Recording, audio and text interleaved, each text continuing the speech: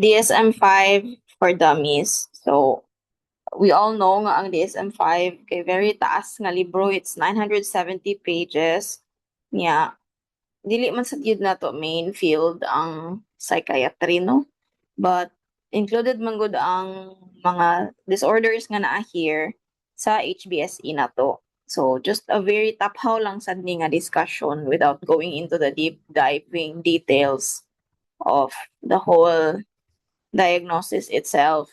Kay di naman sa nato field. So very taphaw. Let's start with the first. Tara na. First nga aspects is ang neurodevelopmental disorders, which is a group of conditions with onset sa developmental period, meaning kani nga mga disorder manggawas ni siya og sugod, ma-observe na siya as early as development stage pa lang sa bata. So, often before the child enters grade school and are characterized by developmental deficits that produce impairments of personal, social, academic, or occupational functioning. The first kind is ang intellectual disability or the intellectual development disorder. So, ang naa daw ani is deficits in general mental abilities like reasoning, problem solving, planning, abstract thinking, judgment, academic learning, and learning from experience. So, naay kalisod sa diyan nga mga aspects. It results in impairments of adaptive functioning such that the individual fails to meet standards of personal independence and social responsibility. So, people who are diagnosed with this disorder find it difficult to function by themselves. Okay, so example kaning global developmental delay, diagnosed when an individual fails to meet expected developmental milestones in several areas of intellectual functioning.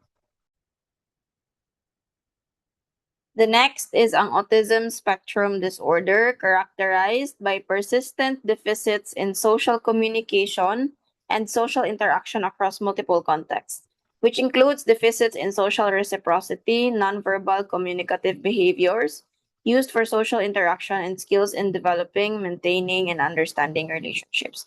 Ang best or one of the good example anis if kita mo atong kay drama nga kato si Attorney Wu. Yeah, so murag nato siya ESD. And kanang sa Good Doctor sad, kanang si nga na nga, Sean Murphy. Yeah, Dr. Murphy.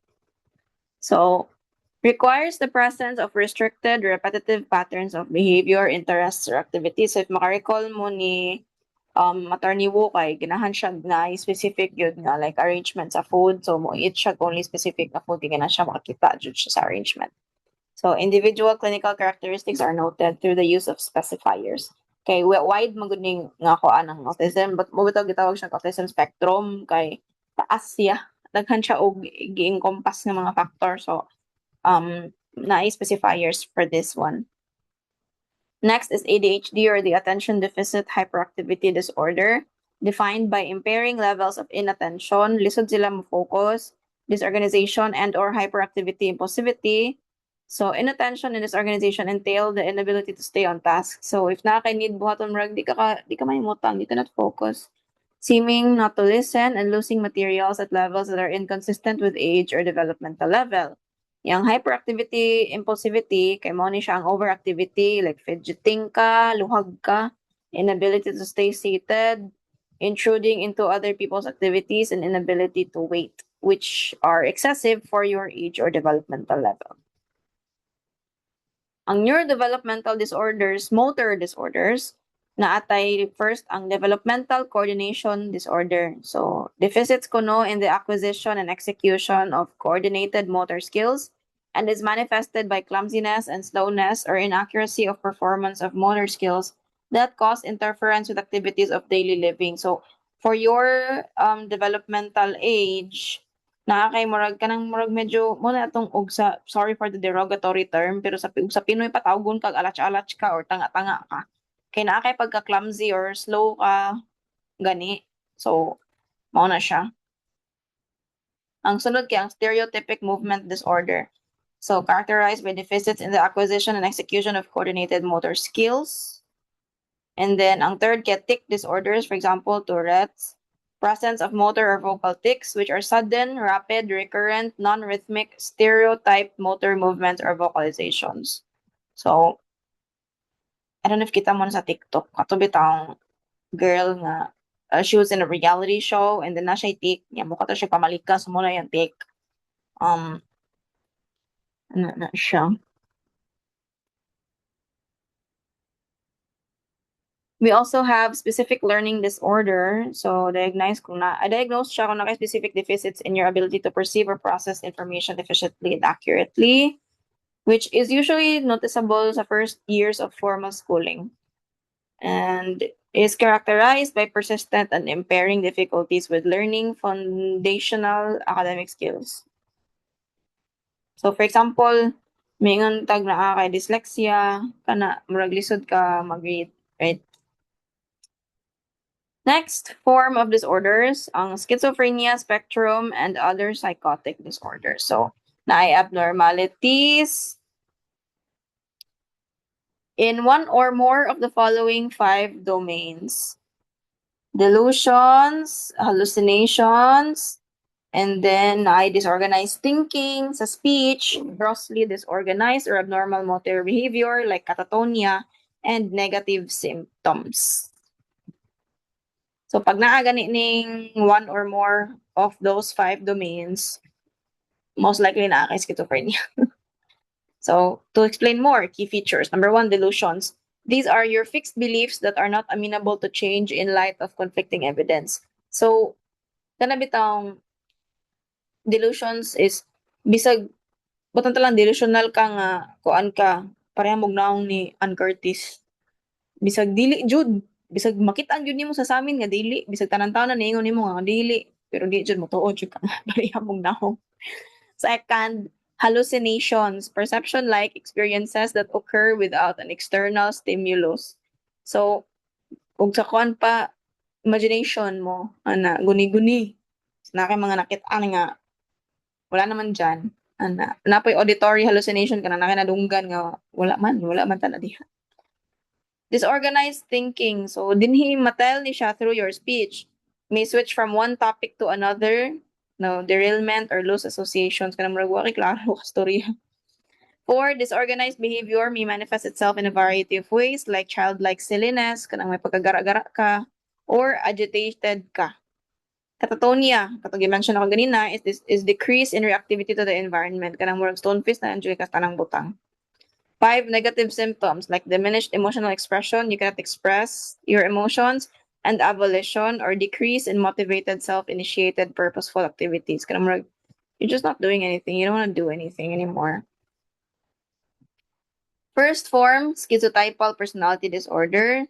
So, pervasive pattern of social and interpersonal deficits, reduced capacity for close relationships, distortions in your cognition and perception, and eccentricities of behavior usually beginning by early adulthood, but in some cases can become apparent in childhood and adolescence. So, abnormalities of belief, thinking, and perception are the threshold to be diagnosed with schizotypal. So, in simpler terms, naputay lain pa first no, so before nato explain ang nakalahit sa schizotypal o mingon tay schizoid, naam po ng schizoid. So let's first discuss this first. Brief psychotic disorder for lasts more than 1 day and remits by 1 month. Brief gani, so kajut-kajut lang. Delusional disorders characterized by at least 1 month of delusions but no other psychotic symptoms. So delusional lang yun ang naani. Catatonia is abnormal psychomotor traits ranging from frozen immobility, hindi ka na gumagalaw, mutism, di na ka mutingog, to excessive purposeless agitation. And then schizophreniform, so symptomatic presentation equivalent to that of schizophrenia except for its duration. Kaya ang duration lang sa schizophreniform is less than 6 months.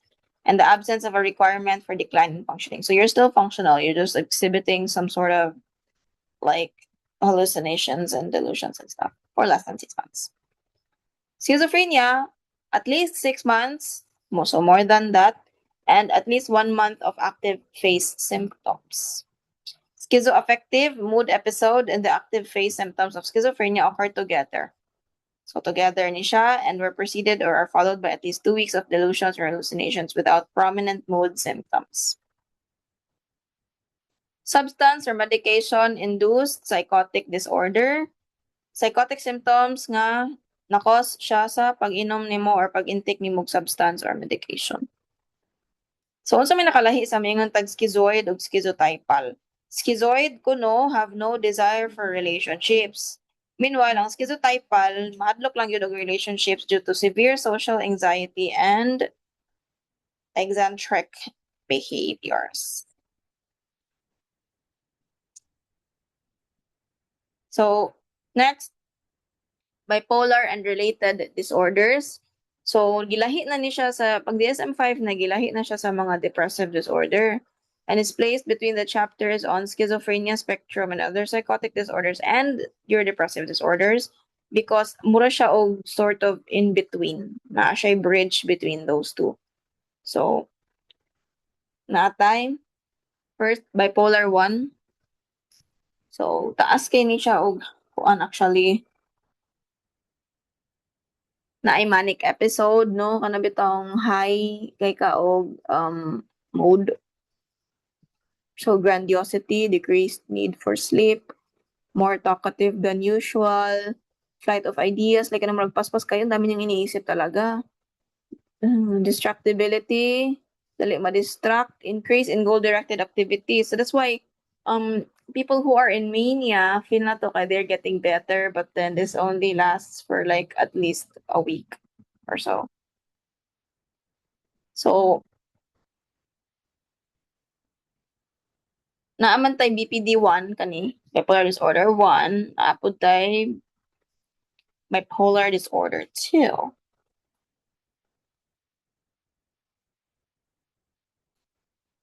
So,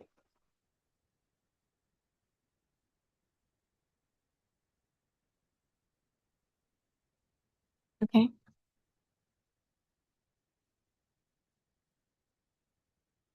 Alright, daghan kay siya, no? So, ang dami pangyayari sa BPD.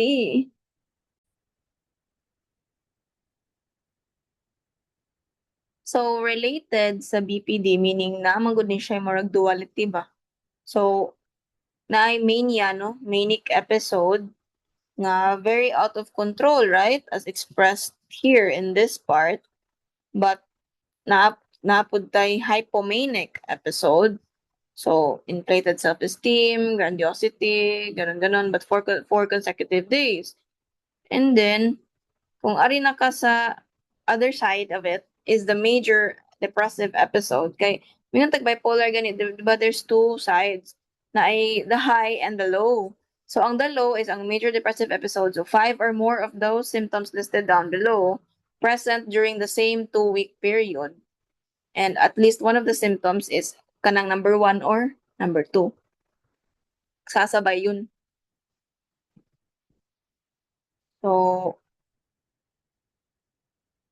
if na mga significant losses lang in your life, this is not necessarily a major depressive episode. Okay? So, before we discuss the difference of bipolar 1 and bipolar 2, let's look at bipolar 2 first. 2 ni siya. 1, 2. Requiring the lifetime experience of at least one episode of major depression and at least one hypomanic episode. Hypomanic ha? So, dili manic, hypomanic lang siya. Katong sa ganina, bipolar 1 is dapat na ay manic. No longer thought to be a milder condition, largely because of the amount of time individuals with this condition spend in depression. So, na instability of mood. And nagya po yung impairment in work and social functioning, but you don't really end up in the hospital for this. So, the main difference, bipolar 1, very high peak, no, na mania, breaks their connection to reality. And then, ang sa bipolar 2, productive lang siya nga high peak. You're functioning better than usual, but is usually much longer and you tend to drop more. Okay? Next is ang cyclothymic disorder. So for adults who experience at least 2 years or for children a full year of both hypomanic and depressive periods without fulfilling the criteria for an episode of either of those three. And then, moving on, ang depressive disorders. Common feature of all these disorders rather, is the presence of sad, empty, or irritable mood. So when we say the person is depressed, it's not just sadness, na emptiness, accompanied by somatic and cognitive changes that significantly affect the individual's capacity to function. Ang difference na lang ani nga mga depressive disorder is ang duration, timing, and etiology. Number one, MDD, major depressive disorders. Classical condition mo gyud siya ang pinaka-basic. Discrete episodes of at least 2 weeks. At least 2 weeks involving clear-cut changes in affect, cognition, and neurovegetative functions and inter-episode remissions. Timing ang focus, no? Adin napunta sa persistent depressive disorder or PDD, dysthymia. Diagnosed when the mood disturbance continues for at least 2 years in adults or 1 year in children. And then, it's not listed in the DSM, but some psychiatrists refer to it as double depression, which I have. Not a major, and then PDD, persistent depressive disorder. So, nakalahi, di ba? Major is at least 2 weeks, persistent at least 2 years. Okay. So, ang premenstrual dysphoric disorder is in women, treatment-responsive form of depressive disorder that begins sometime following ovulation and remits within a few days of menses. So, kanang maniging ano say nga ting dugo nimo. Ganun. 4, substance medication-induced depressive disorder, and 5, depressive disorder due to another medical condition. So, certain substances can also induce depression, like symptoms. For example, birth control can affect your hormones, and even Accutane as well, acne medication can make you depressed.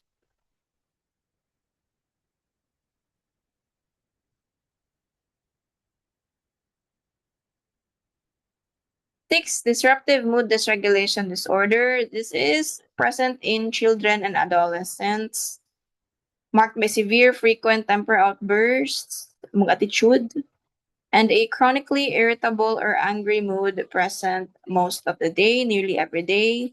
Symptoms begin before age 10 and last for 12 months or more.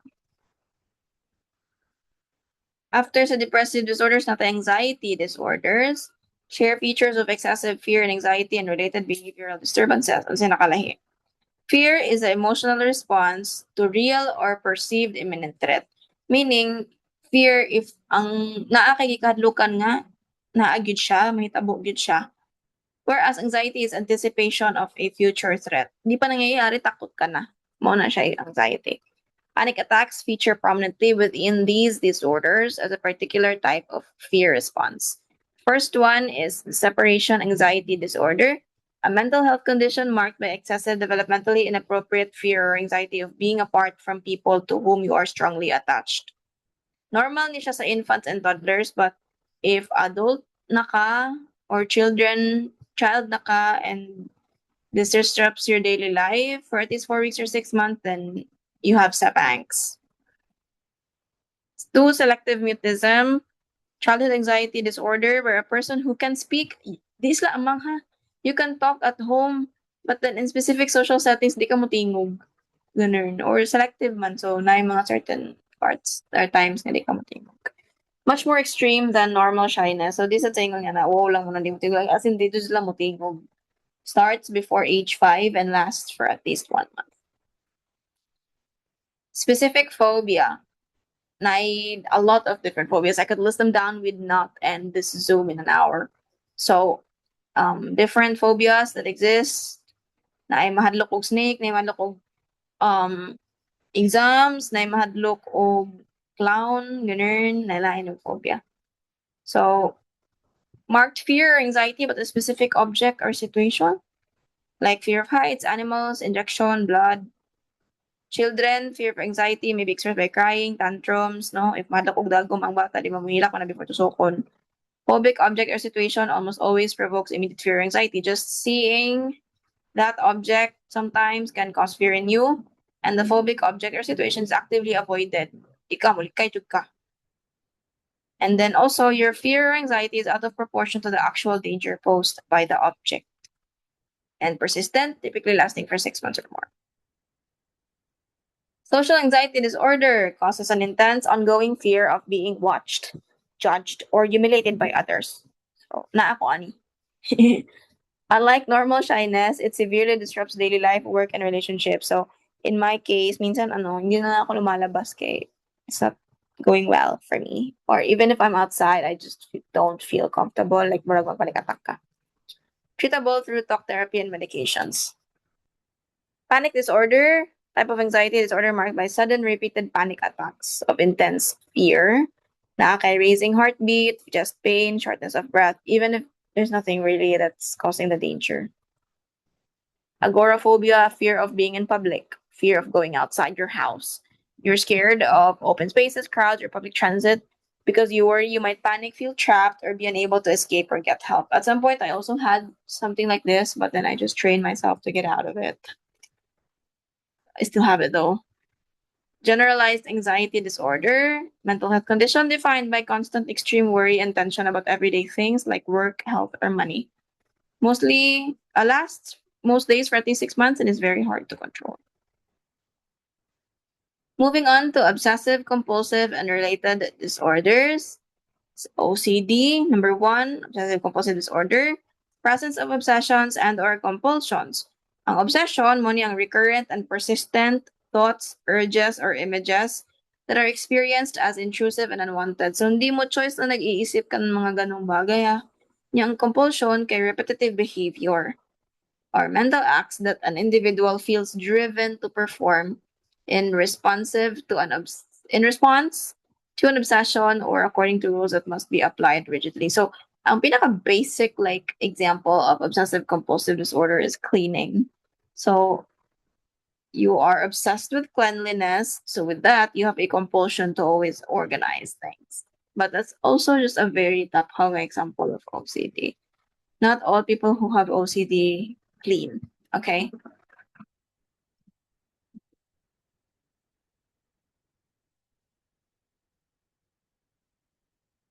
Next, body dysmorphic disorder. Person spends a lot of time worrying about flaws in their appearance. Flaws are often unnoticeable to others. People of any age can have BDD, but it's most common in teenagers and young adults because we feel a lot of pressure to look good. 5 common symptoms include extreme preoccupation with a minor or perceived physical flaw. So, for example, conscious kay kang sa imong skin even though hamis man or usar man ta ka pimple parang ano or sa tiyan mga ganung bagay insecurity nimo. Repetitive behaviors like mirror checking or skin picking, constantly comparing one's appearance to others, seeking constant reassurance and avoiding social situations or public events because you don't feel like you look good enough. Hoarding disorder, persistent trouble throwing things away. Di mo matapon yung mga bagay kasi gusto mo i-keep, no? Kay, so wala siya gamit. So, leads to heavy clutter that fills up living spaces.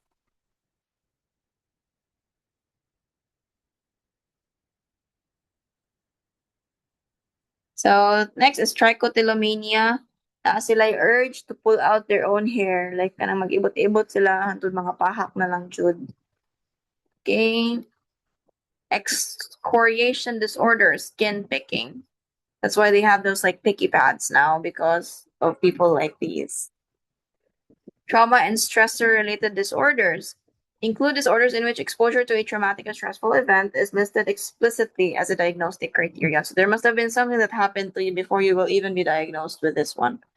So, first, reactive attachment disorder. Very rare trauma and stressor related condition wherein infants and young children struggle to form healthy emotional bonds or attachments with their primary caregivers. Stems from early social neglect, abuse, separation, or inconsistent and unstable caregiving. Disinhibited social engagement disorder, when a child lacks proper care, kids with DSED act overly familiar and friendly with strangers. Muna sa kanang makanya feeling close to ginasyan. They don't have fear or shyness around people they don't know.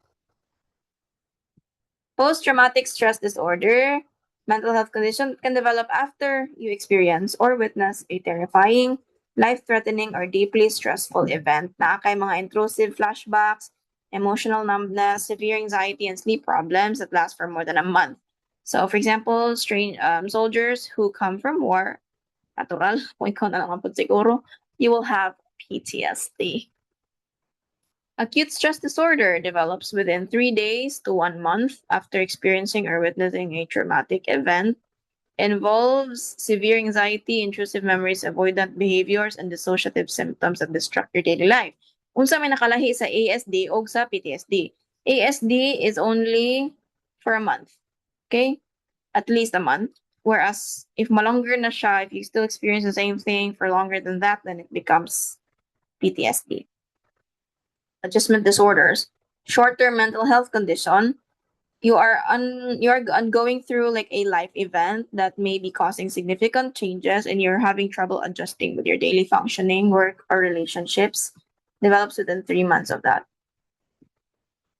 Dissociative disorders, characterized by a disruption of and or discontinuity in the normal integration of consciousness, memory, identity, emotion, perception, body representation, motor control, and behavior, which can potentially disrupt every area of psychological functioning. First, DID, dissociative identity disorder. Before, mo ni siya atong gitawag og multiple personality disorder. If kita mo salida nga split, this is it. Person with DID has 2 or more distinct personality states or identities that take control of their behavior. And then there is a significant memory gap and disrupted sense of self. So when persona A takes over, persona B will not remember it. Distinct identities, dapat na ay distinct identities good, each with its own way of thinking, talking, and acting. So, naisay ang persona sa usa kay you, as yourself. You have a different personality, which ako babae ko, putanta lang na ako personality nga lucky ko nga athlete. Ganun. Yang akong usa ka personality kay 5-year-old kuno ko nga girl.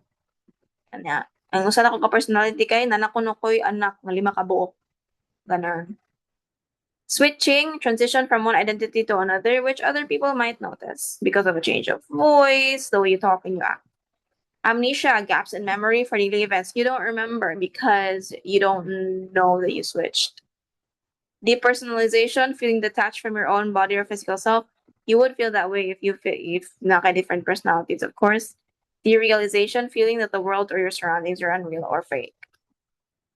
Dissociative amnesia. Person cannot remember important personal information. Memory loss is far more extreme than normal everyday forgetting.